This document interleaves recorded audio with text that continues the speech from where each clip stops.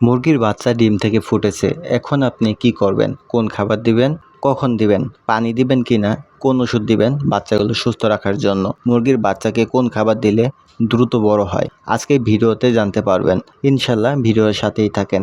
মুরগির বাচ্চার বয়স যখন 8 থেকে 10 দিন হয় তখন পাখা ঝুলে যায়, পা শুকিয়ে যায়, মলদ্বারে মল লেগে থাকে, ঝিমিয়ে ঝিমিয়ে বাচ্চাগুলো মারা যায়। মুরগির বাচ্চাদের প্রথম দিন থেকে সঠিক পরিচর্যা, সঠিক যত্ন নেন, তাহলে বাচ্চাগুলো পরবর্তী দিনগুলোতে সুন্দর থাকবে, সুস্থ থাকবে, বেঁচে থাকবে।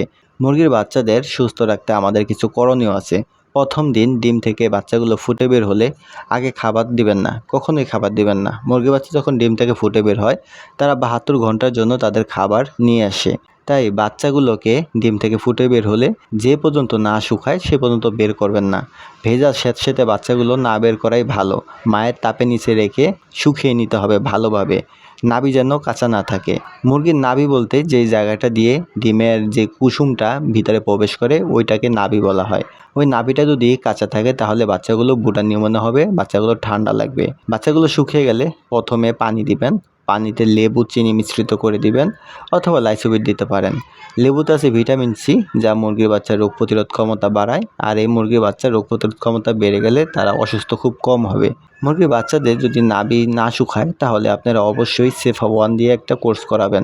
সেফা ওয়ান এই ওষুধটা মুরগির বাচ্চার নাভি শুকানোর জন্য ব্রুডিংয়ের সময় ভালো একটা কাজ করে। তাই সেফা ওয়ানটা লিটারে 1 গ্রাম করে আপনারা 4 থেকে 5 দিন চালাতে পারেন, সাথে লাইসোবিট দিতে পারেন। মুরগির বাচ্চার শারীরিক যে দুর্বলতা হয়, মুরগির বাচ্চা শুকিয়ে যায়, পাখা ঝুলে যায়, পা শুকিয়ে যায়, এই জন্য আপনারা ভাইটাল অ্যামাইনো অথবা অ্যামাইনোভেট প্লাস এই যে কোনো একটা ওষুধ আপনারা লিটার 1 গ্রাম করে চালাতে পারেন 4 থেকে 5 দিন। আপনারা চাইলে মুরগির বাচ্চাগুলোকে থাইবিন দিতে পারেন। থাইবিন কেন দিবেন? থাইবিন হলো ভিটামিন B1 B2।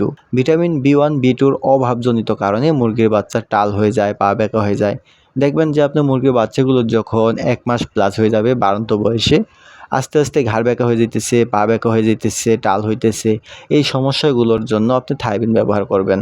থাইবিনটা আপনি চাইলে প্রতি মাসে লিটার 1 গ্রাম করে চালাতে পারেন। এটা ছোট মুরগি এবং বড় মুরগি উভয়ের জন্যই। ভাইটাল অ্যামাইনো এই ওষুধটা আপনার মুরগির বাচ্চাদের শারীরিক দুর্বলতা কমাবে, মুরগির বাচ্চাগুলোকে দ্রুত বড় করার জন্য সহায়তা করবে। মুরগির বাচ্চাগুলোকে কোন খাবার দিবেন? এবার আসি খাবারের বিষয়। যখন আপনি পানি দিবেন, লেবু মিশ্রিত অথবা চিনি বা লেবু লাইসোবিট যে কোনো একটি সাপ্লিমেন্ট দিয়ে আপনি পানি দিতে পারেন। গ্লুকোলাইট দিতে পারেন, ইলেকট্রোলাইট দিতে পারেন, গ্লুকোজ দিতে পারেন, ওট স্যালাইন চাইলে ওট স্যালাইন দিতে পারেন। যে কোনো একটা ওষুধ মিশ্রিত পানি দিবেন মুরগির বাচ্চাকে।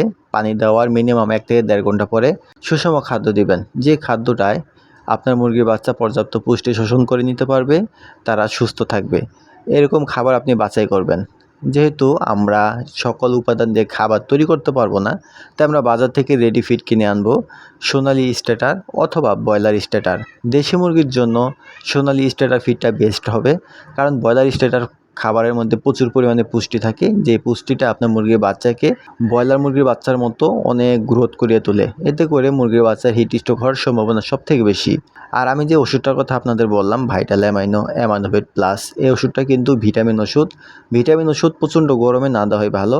এই ওষুধটা আপনি যখন ওয়েদারটা ঠান্ডা পড়বে অথবা মুরগির বাচ্চার দেখতে পাবেন যে মুরগির বাচ্চাগুলো চঞ্চল আছে তখন দিতে পারেন, কারণ অসুস্থ বাচ্চাদের এই ওষুধটা সুস্থ করে তুলবে, দুর্বল বাচ্চাদের দুর্বলতা কাটিয়ে তুলবে।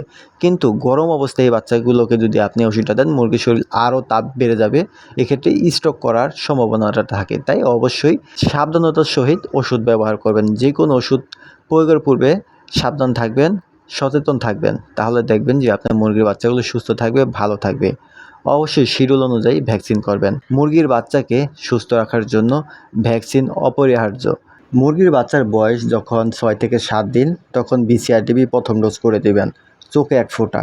অনেকে জিজ্ঞাসা করেন, ভাই ভ্যাকসিন কিভাবে দিব, কত মিলি পানিতে দিব, কোন ভ্যাকসিনটা দিব, অনেক ধরনের প্রশ্ন। আসল কথা হলো যে আপনি ভেটেরিনারি ওষুধের দোকানে যাবেন, সেখান থেকে BCRTB ভ্যাকসিন নেবেন বাচ্চাদের জন্য, তারা আপনাকে নিয়মটা বলে দিবে। এখন বলতে পারেন যে আপনি কেন বলেন না? দেখেন আমি কিভাবে বলবো, এখন আপনি কোন কোম্পানির ভ্যাকসিন আনবেন, কত ডোজের ভ্যাকসিন আনবেন সেটা আপনি জানেন, আর দোকানদার জানে। দোকানদার আপনাকে কোন ভ্যাকসিনটা দিবে সে ভালোভাবে জানে, এবং এটার নিয়ম কিভাবে দিতে হয় সেটাও সে বলে দিবে। আপনি খালি জিজ্ঞাসা করবেন, ভাই ভ্যাকসিনটার নিয়মটা আপনি আমাকে বলে দেন, বাস এতটুকুই। আপনি এনে বাসায় এনে চোখে 1 ফোঁটা করে দিয়ে দিবেন, অথবা যেইভাবে বলে তারা সেভাবে দিয়ে দিবেন। পুনরায় 22 দিনের মাথায় BCRTB বুস্টার ডোজটা করে দিবেন। বুস্টার ডোজ এই একই নিয়মে একই পদ্ধতিতে দ্বিতীয়বার দেওয়াকে বলা হয় বুস্টার ডোজ।